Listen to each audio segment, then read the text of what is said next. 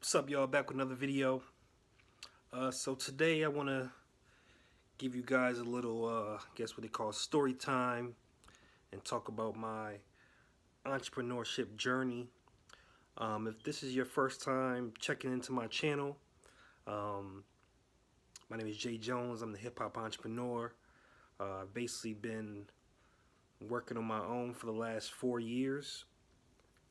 Left my job at Bank of America with no plan. And just been making it work. So let me take you back to when I first left. Uh, Year was 2015. Uh, 2015. My wife had let me know at the time that we were gonna have our second child. Um, I had already had a son 3 years before, who was born premature. He was born at a pound and a half. So 3 years later, we decided to have our second child, which ended up being our daughter Nora. Um, so at the point where she got pregnant, she let me know. Once she figured it out, she let me know that we were gonna have the second child. It was a planned pregnancy, um, and I was working at Bank of America as a home equity loan processor. So what I would do is I would basically gather all the documents, make sure they were in order, um, calculate the debt, the income, get appraisals done, order appraisals, and do things like that. Make sure the application was all set to go to the final approval stage. Um, so yeah, she let me know sometime in February, I want to say, that the baby was on the way and that we should probably start getting prepared. I think she was about a month or two pregnant at that point. Um, and going to work every day after that was kind of just a burden on my shoulders, just thinking about uh, working at this job that I hated, because I hated it. I hated it. I would dread going there in the morning. I would dread making the phone calls to customers, to request documents, to do to speak to appraisers, to speak to lawyers, whatever. um, and it just made me sick to think that I was gonna be stuck at this job for the foreseeable future, because once once you have a baby, you can't, it's no going back on that. You gotta have income coming in. You gotta be able to support yourself and your family, and you gotta make it happen, regardless. So she let me know that the baby was coming. I took about a week or so to digest it, and on a Sunday night, about a week later, I decided, uh, I was gonna go in to my job the next day and let my boss know that I was leaving. So I spoke with my wife about it.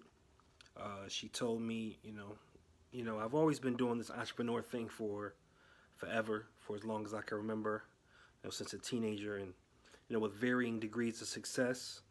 And at that point, she knew I was really unhappy with the job. I was complaining about it coming home, not being in the best mood.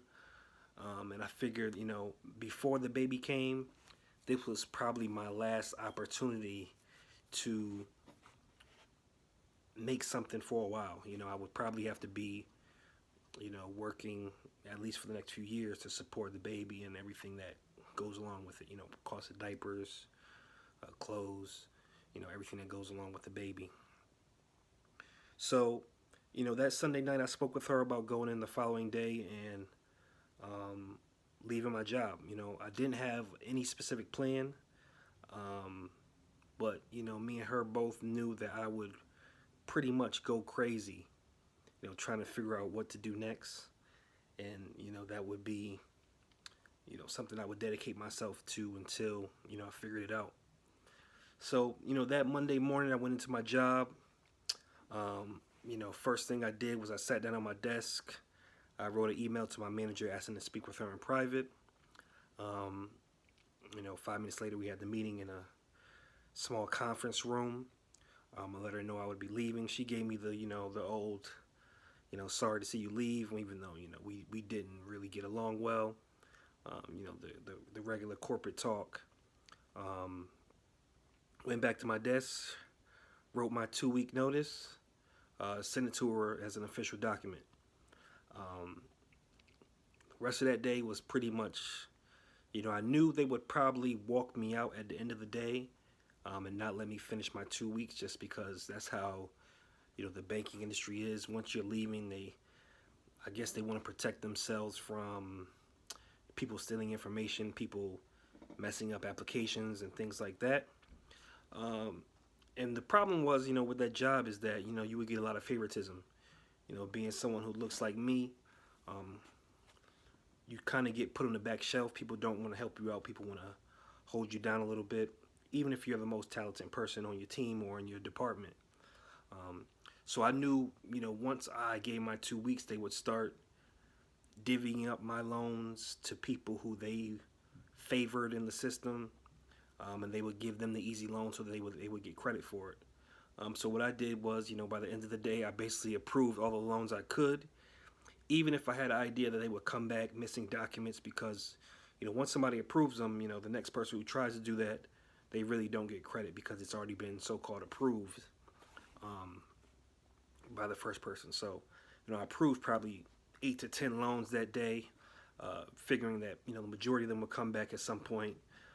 But, not really caring. I just didn't want anybody else to get the credit for my work, because that's what was happening before.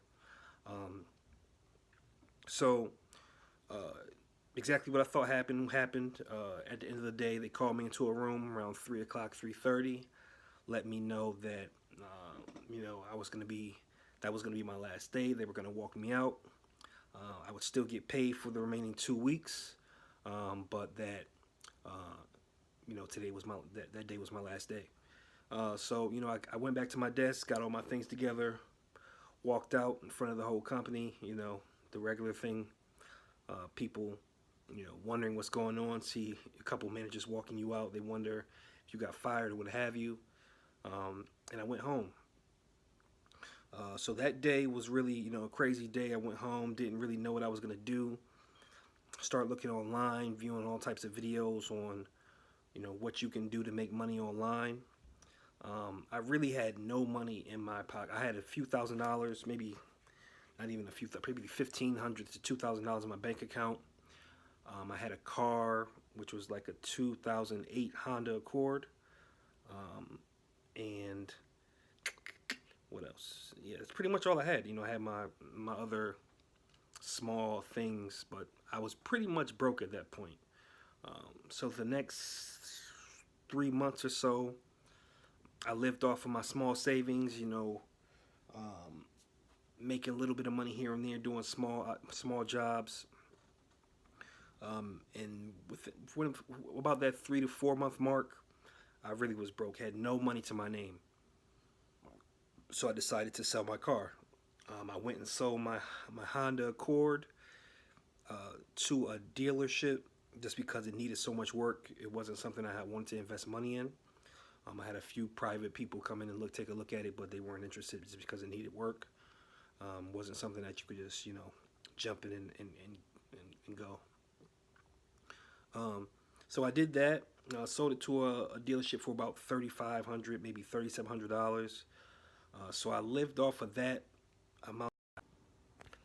Yeah, so I lived off that amount of money for probably the next 3 months or so. Trying different business ideas. Some of them semi-working, most of them not. And literally, probably the last week I had money, I ended up getting a contract to be to be a back end support for the American Board of Surgery in one of their websites. So I had created a company to, do business to business transactions with bigger companies to provide support for their back end website, some customer service and things like that. So literally the last week, I had money from selling my car. I was able to get that contract, and I was making somewhere around like $30 an hour. and working, 8 hours a day. So from there, things pretty much took off. Me and my little brother, we started a business selling products on Amazon. We began to sell a lot of wedding products, a lot of photo booth props, bachelorette party games, and things like that. Um, and what I learned from that portion of my business is that it's not always the cool items that make you money. Sometimes you have to look at what the market needs and give them what they need, even if it's not something you're necessarily interested in. Um, you know, uh, People say follow your passion and do things like that, but sometimes you just got to follow the money, especially if you don't have it. Following your passion is a good long-term strategy because you can make money following your passion nowadays with the internet being how it is.